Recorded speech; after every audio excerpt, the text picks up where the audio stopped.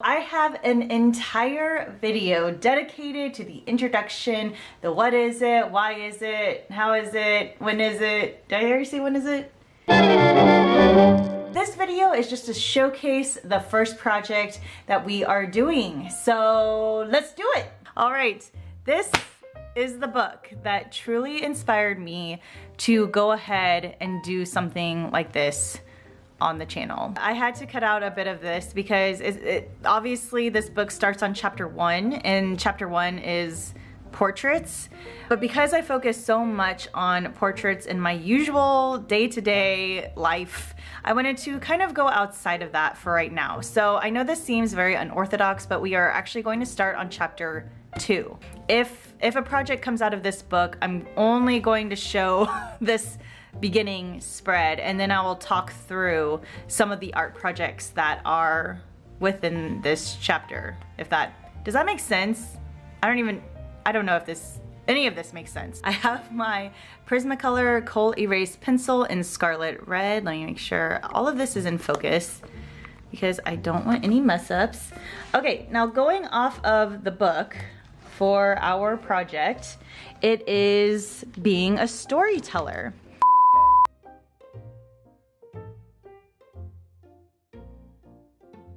I follow some pretty amazing storytellers. That is something I truly lack. Now, I don't normally dream that much. I mean, or if I do, I don't remember them the next day. So the first one is basically think about your dreams. If you need to, put a journal right next to you so when you wake up, or if you wake up from a dream or nightmare, you can jot it down really quick. But since I don't dream that often, I'm going to skip past that one, because it does not pertain to me.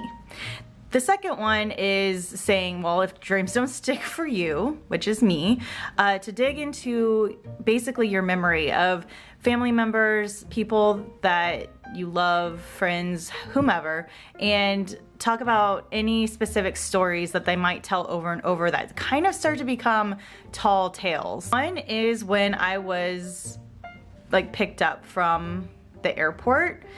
My godmother, Patty, is the one who flew to Korea to get me.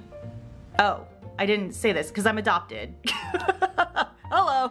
One of the most important pieces of that story is I'm adopted. I was adopted from Korea when I was 10 weeks old. And my godmother, Patty, is the one who picked me up from the airport. I do have a video dedicated to Patty because she recently passed away. So you may have like heard her name before on my channel because of that video, but we're not gonna get into that. We're gonna remember some happy times. So I'm gonna scooch you on in. Okay. And one of the things that she always talked about were like Itaewon's markets when she got there. So Itaewon is like a huge area for tourists and travelers alike. And it's funny because I went to Korea in 2005 and 2008. And the first time was for like a school thing, and the second time was a family thing. It was my mom and I went and we met my birth parents there. And so like, yeah, it was a very interesting time for sure. Like both times I went, it was very interesting. And so like, it was funny because Patty had always told me about Itaewon, Damnaemun, I think is the other major street that's known for tourists or for, you know, tourists wanting to go there, a tourist hotspot, I guess, in Seoul. And it was like, it was exactly what she was talking about, like in her description of it. And so I'm going only based off of what I remember, not what it actually looks like. But I just kind of wanted to do like a market scene instead of her actually picking me up for some reason. I don't know why, but obviously I don't remember what that looks like. And I just remember her being like so excited about Itaewon and the shops, and she even got a like a necklace or a not pendant, but it was something to give to me when I came of age, when I was old enough to take care of it. And she actually ended up losing it, and then she found it again. So she gave it to me when I was like, I want to say 29. But yeah, I still have it. Obviously, I will never depart from that. And it was just nice. It was nice to, it's nice to have, especially now that she's no longer with us. And it's nice to have the memories of her stories of when she first picked me up. So I made, try to incorporate some signs here with Korean characters. I'm not even gonna try to butcher any words or anything like that. So I may just make a note of that. My perspective is severely off, but the whole point of thumbnails is just to kind of mark out your ideas and everything. Okay. So that's the first idea, is just Itaewon. Okay, so in my mind, I'm thinking these are kind of some little vendor shops, and these could be doorways into the actual areas, because a lot of places are set up to where they have some of their stuff set out, and then you can walk through these doors or door. Sometimes they're open, sometimes they're not. It depends. Sometimes the actual door is open. Actually, I would say in Itaewon, maybe 9 times out of 10, the doors are open, if I'm remembering correctly. And there are just so many things there. I got a tea set there. I think that was when I was first traveling with my school group and everything. And that's just kind of what I remember. Again, I'm going off of memory. I'm not going off of accuracy here, because this is all about the storytelling aspect of it. Man, my perspective is off. Jeepers. Okay, so that's kind of the first thing. Let's see. The second thing that comes to mind, is this in focus? The second thing that kind of comes to mind is when Patty came to the airport and gave me to my family. Pictures were people just surrounding my mom. This would be my mom, and this would be me.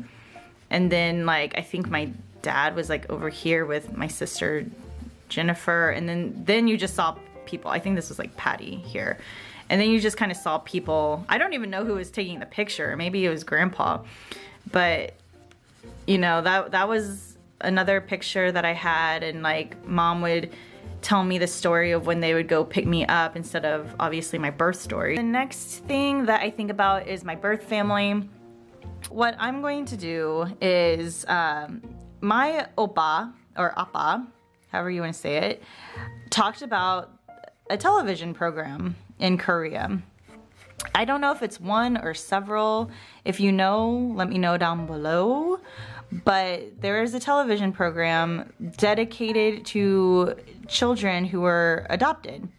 And you could come on to this program and talk about, you know, what you found in your file. And if anyone knows anything, they could, well, I mean, you know, you could call in or whatever. Or if it's you, you know, if it was your situation, you could call in and everything. And he said ever since they started this television program, he would watch it, looking to see if I would show up there. And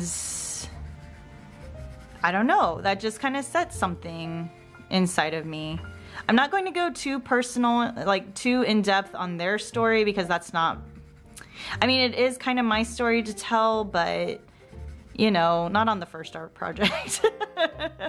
So you know what, I'm just gonna kind of leave it at that. To most people that would just look like two people watching television, but for me it has a huge depth of meaning, because it meant that they didn't give me up because I wasn't good enough. They gave me up to honestly provide me with a better life. And you hear that a lot. You hear that, most people hear it a lot when they're growing up if they've been adopted. But you don't truly believe it until hopefully you are able to you know, to experience the other person's side of the story. And I realized that my situation is very different than most people's situation when it comes to adoption. I feel like every story is completely different. There are no two circumstances the exact same unless it's siblings that are adopted at the same time. And in that case, it's like twins that are adopted at the same time. And then, yeah, your situation is pretty much the same. But there are not many cases where it is the same. So I understand that I have obviously a different story than most people just based off that. And the fact that it was so easy for me to find my birth parents and my birth family. So yeah. I'm sorry. Okay, let's back up. So the whole memory thing, that was number 2. Now, number 2, if you don't have a number 2, like if you don't have like a lot of stories, or you can't remember a lot of stories from your family, the number 3 thing to do, I forgot to say this as well, is to just get a clear memory from your past. It can be of anything, something that brings you joy, something that makes you sad, like something that's dangerous or fun or wild. It could be anything, just one of the clearest memories that you have. And one of the clearest memories in my brain is when my family came to meet up with me in Korea. They came to Seoul. I had been in a city called Gwangju for most of the trip, but they came to Seoul, and that was when we bought, I think it was was it my September sketchbook tour? Well, it had to have been September. Yeah, it was September because that was when Abner and I got married. I had my hanbok hanging up on the wall, which my sister and my mom ended up like working with the people, Ultra Palm, I think is the people who, or the company who did it. And they ended up working with them to create that green background or that green wall for it. And it looked so dynamic and so beautiful. But that's the hanbok, the wedding hanbok that I got in 2008 when my I'm sorry, 2005. Jeez, 14 years ago when my family came and met me in Korea. That trip, having them there in 2005 was awesome. I loved it. Like we went to a Buddhist temple. We went to a wedding, like tea ceremony. We had like dinners and stuff. It was a lot of fun. And actually Abner and I are planning to go back to Korea and maybe hopefully Japan in 2020. So, what was I gonna do? Oh yeah, so we were in a shop. I'm trying to remember what the shop exactly looked like. And I believe their dressing rooms were over here. And they had like curtains and everything. And then there are people back here who were like helping. But then they had like, oh man, I'm trying to remember exactly what. So apparently this isn't my clearest memory, but I just remember standing up in front of a mirror. Like here's a mirror and here's the reflection of myself. And layer after layer of hanboks on me. I mean, cause it's not just the wedding hanbok, it is also a, what's it called? A traditional hanbok. And then, so you have like pantaloons and then a slip hanbok or slip cover. Then you have your traditional hanbok. And then over that, you place the wedding hanbok. It's like a whole process, people. And then you have like a little hat with things hanging down the back or whatever.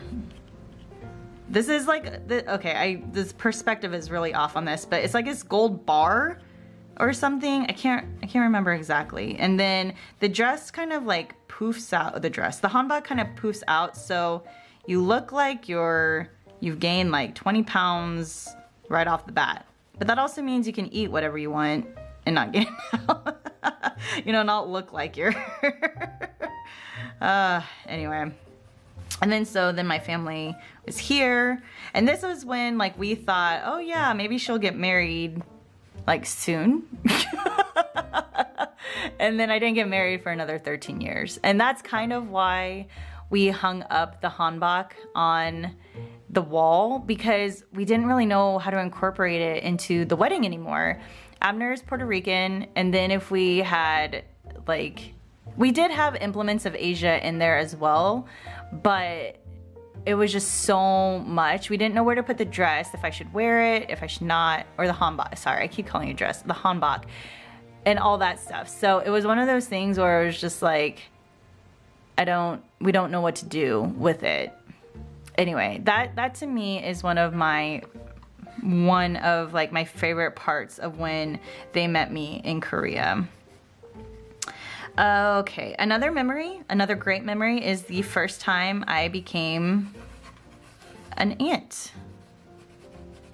And I don't talk about my family very often on my channel. I actually do have a few videos like that feature my nephew and stuff, but I don't talk about them that much anymore. And let's see, if I'm looking that way, then, oh God, don't judge me.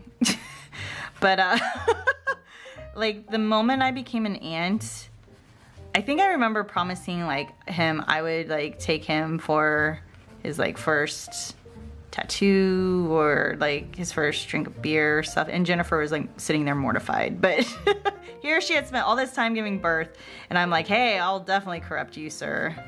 I mean, not like at a weird age, but you know, for like the important stuff. I'll be there to help you through all those really weird times. And like that right there, like the moment he like looked up at me and like we made that eye contact, it was like we knew we would be like ride or die for each other. Is that weird? That's like a really scary drawing. It's like we have lasers coming out, but you get the idea. Out of all of these story time ideas, I think the one I'm going to go with is this one. And we're going to come over to this side, and I'm gonna have bigger areas now where I do these thumbnails. And I'm not sure if I actually want to have like me in it, or if I just want like the hanboks. Okay, and I left some room right here for me to be able to make space on, or to make space for me to be able to take notes on. Okay, so those are my two areas where I'm going to decide exactly what format I'm going to do this in. Now I could do where I am actually standing there, and all you see really is like, okay, what angle am I going off of? If I want it to be known that there's a mirror, but I don't want it to look like I'm just drawing a line down the top half. And then that could be the floor. This could be like, I forget if I was standing on a box or not. So obviously this memory isn't like the most clear. I mean, give me a break. It was, what, 13, 14 years ago? But I'm going to take my Staedtler eraser. I think one video I called it a Faber-Castell, so I apologize about that. It's Staedtler. Okay, and we're gonna make it this, but I apologize, my camera timed out because the first part of this video has been so long. I'm gonna make it so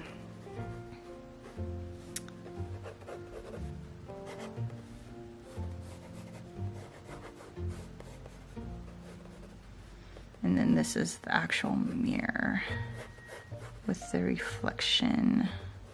Oh boy. What's happening here with that face? So I could have it as an actual thing like that, but to be completely honest, I don't think that this adequately tells a story the way I would want to, unless like you saw my parents' heads back here. So I think I'm going to adapt this into an actual, like what could be a, how can I phrase this? To where it could be a standalone image of a design without it having to necessarily tell a story. Okay, so wow, I'm doing really badly so far with this first project. So step 2 is make something, and it's saying to either tell this story using paint, pencil, collage, photographs, sculpture, anything that you want basically. I'm even welcoming like musicians, poets, you know, people who are not just visually artists, but any type of art, performance, you know, like you create whatever you want. Like this is open to everyone. I really don't want to draw the stigma that it only has to be visual artists. So it basically gives you the license, like the next few paragraphs give you the license to be as abstract about the concept as you want, to create mystery, or if you actually want to tell the story. Like one of the artists is a graphic novelist, and so she actually writes out the story, whereas other people use more different lines or shapes to create their story. And so I think what I'm going to do is I am going to do more of the form, or more of the latter, where, at least for this project, where it's more of just the hanbok. And I think that's where I want to like leave it, although I need to really look up that photo again. I've already painted it like a couple of times, so I hope this doesn't come off as cheating, because I don't know. It could, because it could come off as cheating. Right now I'm just kind of freestyling it based off what I remember. I think this was a sash. But it's one of those things where this whole situation was very difficult to understand for me, and to, I guess, to understand how I wanted to incorporate into the wedding. And it kind of goes into how I wanted to incorporate being Korean American and not really having been raised in Korean culture into my life as well. It's one of those things where since I was raised in America, obviously I am very American, and while I was taking my Korean culture classes, it was very apparent how different, and at this time I didn't know if I would find my birth family, how different I would be from my birth family if I did find them. Okay, so I kind of like this, although I'm not crazy about the entire composition. It feels very right heavy and like just kind of pieced out, instead of having the viewer kind of go in a circle with their eyes, like, what is this over here? What would I do over here? So let me think. I will say that in my actual sketchbook video, I did not like really paint the hanbok. It was more of like a quick, I'm gonna put this in my sketchbook painting. So I'm interested to kind of come back to this and see how I would do it differently. Now for the photo, this part was folded up. It was just so beautiful. I really wish I could have incorporated it like in a wear almost. And actually the photographers were really encouraging me to do it, but I didn't think I would, like, there'd be enough time, especially since we were hanging it on the wall. I didn't want to get it dirty. So hopefully at one point my friend Kara, who is an amazing photographer, will be able to do a photo shoot with me in it, because I think that would be a lot of fun. Although I get very weird, she'll tell you, I get very weird in front of the camera, which is weird because I talk in front of the camera all the time, you know, but it's different. It's different when you're being photographed compared to when you're being wow, why can't I form words? Compared to when you're having your photos taken. Here I'm going to have like a little T. A little tea. And not like the drama tea, just like a little tea set. That's all it is. What happened? Oh my, what is going on here? There we go. That's pretty good. That's okay. Let's do it on actual watercolor paper. These are gonna be my final, yeah, these are gonna be my final sketches. So I'm going to use a Strathmore Ready Cut watercolor paper. This is the first time I've used, well, this size, but I've used Strathmore paper before and have really enjoyed them. I don't feel the need to tape this down because I'm really going to be concentrating most of it in the middle. Do I want to use this or do I want to, yep, you know what, I'm gonna go ahead and use it. One I'm going to do with watercolor, one I'm going to do with gouache. And here we go.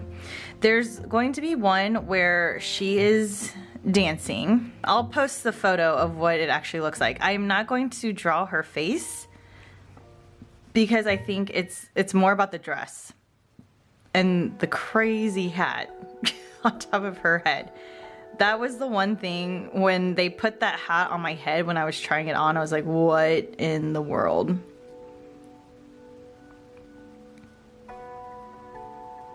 They're beautiful, but it was, you know, not necessarily my style.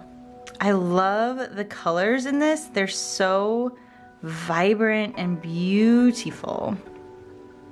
It's been incredibly challenging sometimes growing up and feeling like you don't really have a sense of identity because you look like one thing, which sounds kind of terrible, but you look like you're from that country. And then when people ask you questions, it's like, that's how I felt growing up. Obviously I can't talk for anyone else.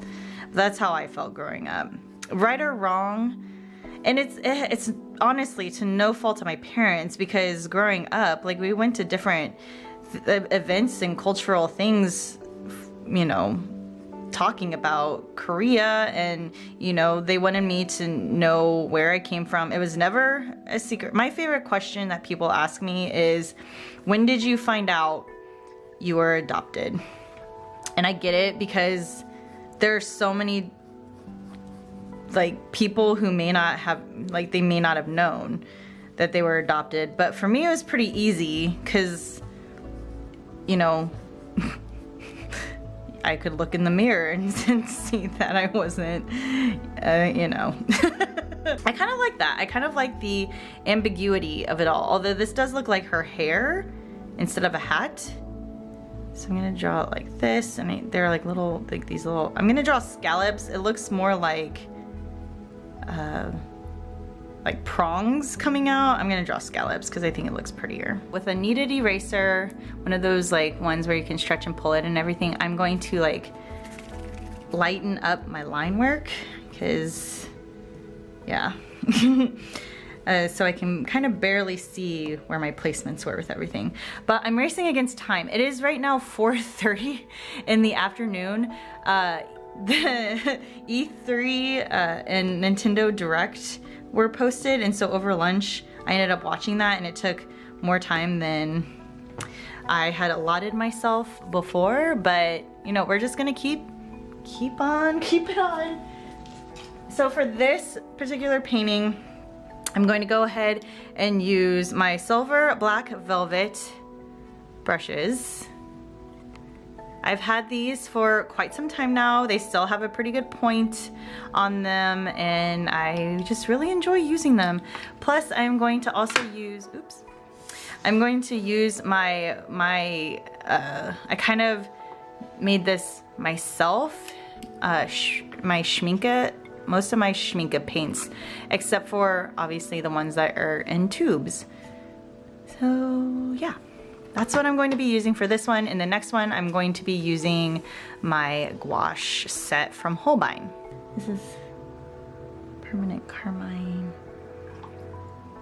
I don't really have anything too magenta-y, so I'm just gonna kind of make do with what I have. And this is I feel like this is going to be more wash. Even though this is more of the vibrant one, I kind of want this to be more of like a wash, so you get a feel for like the movement within the dress. I'm really sorry about the lighting because the sun, like with the clouds and everything, keep doing, it like keeps going in and out.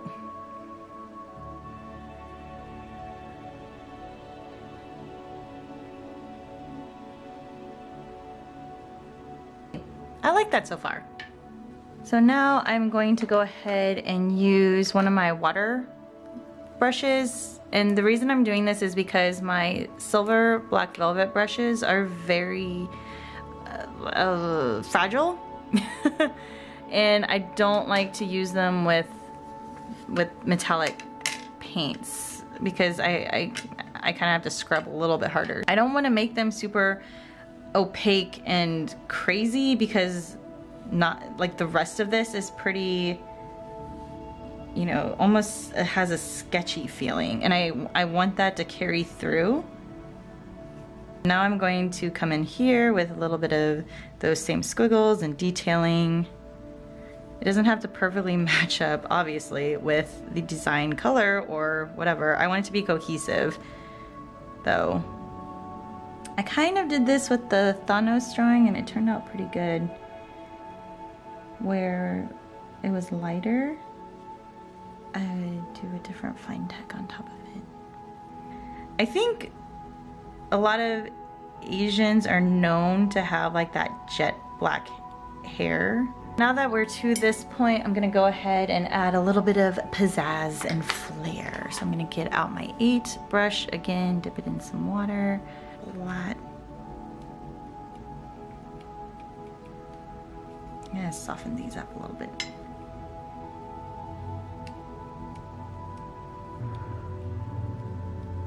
Hopefully it doesn't look like blood. I would use a dip pen normally, but that's too much work right now. It sounds terrible, but where are all my fine liners at? Okay, here's the Staedtler 0.05, which actually I like better than the Micron 005. How I like to ink or like do my line work is almost like a very loose and sketchy feel, and I typically like to do it in one line. I don't like to pick up my pen often, if I even do it all. All right. Oh shoot, I forgot the little foot. Okay, so I'm gonna call this done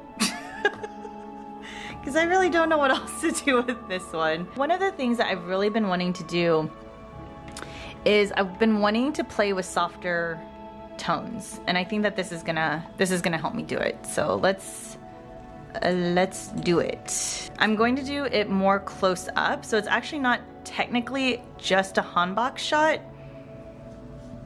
but you will see that crazy hat. Probably should have done the shape of her head first, but I got too excited. Don't judge me. Okay, so those are like the little thingies coming down. Her hairline's like this, and then there's like a little drape here. Oh my gosh, this is gorgeous. Now I'm not drawing this exactly because I want to also put my own take on it, but I really am loving the colors. I'm gonna bring this up. Yeah, I should have done her face first because I don't want it to go, I didn't want it to go completely off, but it's fine. Okay. And I love her makeup too. Wow, this is a gorgeous photo. I am going to like have it up so y'all can see it, and then you can kind of see what I did to make it my own-ish. And so using a photo to inspire you type of thing. Okay, so it does come off way more, but to counteract that, I'm going to go ahead and I'm going to draw one of the flowers that's behind her head, but I'm not going to do it with the actual flower that's behind her head. You can tell that it's not coming off of her, that it's a design behind her. but I just needed something back there to add interest. Okay, that to me seems like it's a pretty well compositioned piece, even though like it kind of got a little crazy. Pretty thick dollop because I'm going to be using white to mute down a lot of tones. Actually, I may not need ash blue. So a big dollop of white here. And I'm gonna go ahead and mix all that together. Oof, that's pretty. Okay, I'm gonna go ahead and do like a base layer here. And this one I actually want to be completely saturated with paint. Although I should have put something underneath it. The good thing about these is that you don't have to be completely perfect because you can always paint over them because it does act like acrylic in that way. It's very opaque. I just went ahead and added a little bit of water to the mixture because that's the gouache part, is that it doesn't break down if there's water added, it just softens it more. Oh my. oh dear. Something that I would love to do is experiment with the actual skin tone, but for the sake of this painting, I think I'm going to make it more graphic with the face. That's my thought. Let's go ahead and do the background first. I think the thing that's toughest to remember about these acrylic gouaches is that I can add water to them. I don't know why I keep kind of forgetting that. I do notice like the more water I use with gouache, the more almost patchy it looks. Nothing against the medium itself, but I noticed that also with my M Graham one as well. Instead of a watercolory effect, it looks patchy. Okay, so notes for next time when I'm doing these art projects is to give myself more than the day before. I don't know what my deal is. Oh, it's so bad. Almost looks softer blue than I was originally going for, but I kind of dig it. I'm not gonna lie. I'm gonna try to make it to where I don't have to come back in with line work like I do for the other one. I have an entire video of where I'm trying out these gouaches. Oh my gosh, this traffic. People here are insane drivers, first of all, but that's a rant for another day. What was I saying? Oh yes, I have a whole video talking about these Holbein gouaches, and I was planning on posting that before this video. However, I had already kind of set the date in my mind about when I wanted to post this, and I didn't have enough time to upload that video, but that video is coming shortly. I know that I'm going out of order with how I actually filmed all this stuff, and it's, you know what, it's not even really a review, it's almost more like a first impression. I love these colors together. It's probably because they're all in the same family and I didn't even have to think about it since they're all convenient colors. Or convenience colors, but yes, I really like all these colors together. They're so beautiful. And then after this kind of sets a little bit more and I'm able to figure out what exactly I want to do with the facial area, I think I'm gonna go back in with a white, with the titanium white, because I don't know, it's throwing me off. Like this whole thing is now kind of thrown off for me. So I think I'm gonna go back in with the white and reset it just a little bit, and then we'll judge from there, because that's way too, that's too much. I did too much. I think in some parts I'm using too small of a brush, and because I haven't switched my brushes yet, I've just been using this one for this piece. So I think I'm using almost too small of a brush in some areas and too big of a brush in other areas, and it's kind of throwing me off. But I like the fact that you can do stuff with just you know, supplies that you have. And if you only have one brush, you can still accomplish it. You may struggle, like I have at certain times, but you can do it. What am I gonna do with the hair? Should I do like a dark blue for the hair instead of black to go with the motif? Oh my God. What did I do? What did I do with this? Oh my, oh my.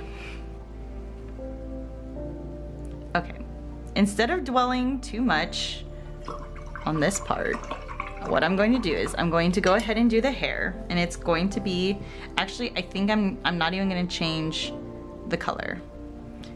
I'm going to keep it this dark blue. I like the reference photo and everything, but I'm not sticking so close to it that, you know, I'm just copying it, because the whole point of this for me is to kind of get outside my comfort zone of just mimicking the images. I think my favorite part in all this though will be when I do the fun things with the hat. Let's do some fun stipples right here. And this kind of came across in my video that is not up yet about Holbein as a whole, is that it's kind of fun to do like these stippling motions and then just layer as you go. How about that? All right, and now while we're here, I'm gonna go ahead and make like these little tussly. Although, should I maybe do something with the face for it? No, you know what? Gonna go ahead and just do it. And I already smudged it, but that's fine. I kind of messed that up. I'm gonna wash off my brush. Make sure most of the paint is off of that. Should probably change my water, to be completely honest. And try to pick some of this up because that's a little too much. I'm gonna go ahead and paint this part pink since we have our pink out. I don't know why these tassels are so hard for me. It looks semi-crazy. Like, I'm not gonna lie. Those look semi-crazy. But I think how I'm going to differentiate that they're not growths coming out of her head is to create kind of like little beads and jewels. Like, yeah, those are those are like the little beads that are connecting it to the hat. It's part of the hat. It's wearing her rouge very high up. Like very high up. I kind of like it without eyes. Is that weird? And now it's to her eye. Now it's to her eyeball. Okay, I've made an executive decision. I am gonna put eyes. And with this, God, I'm very nervous.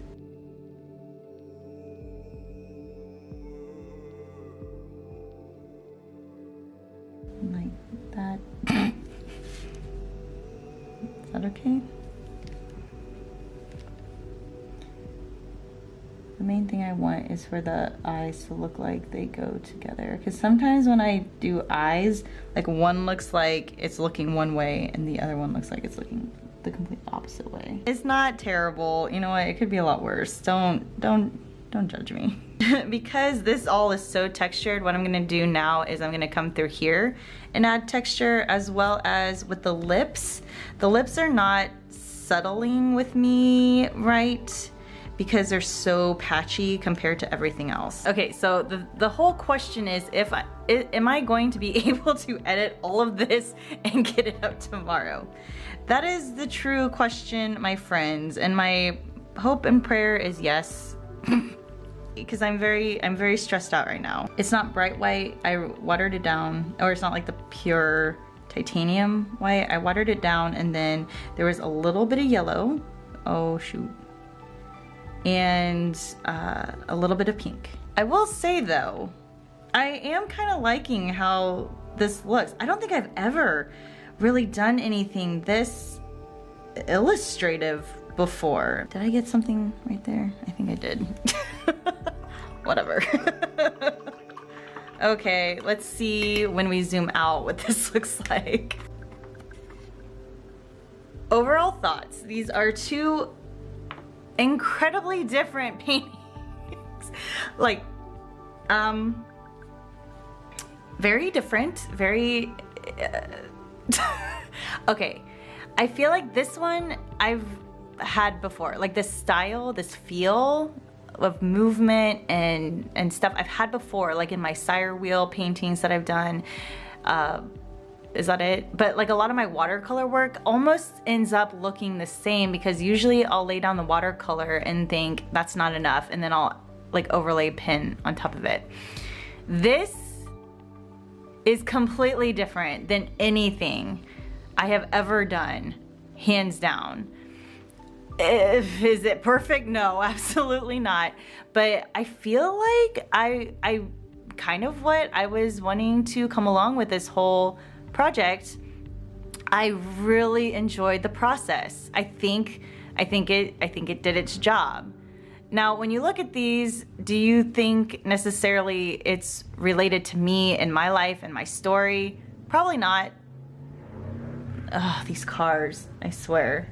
But that's part of like the whole exploration of this. It's starting with something and seeing where it kind of takes you and ends up and all that stuff. The part of this whole project is letting go and having the process kind of take a hold of you. And I feel like that's what I did. Like, I do feel like it accomplished its goal.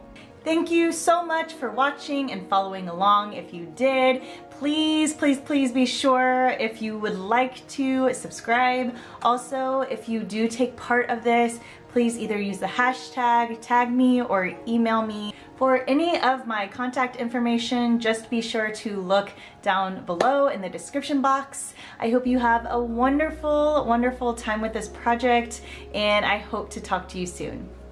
Bye!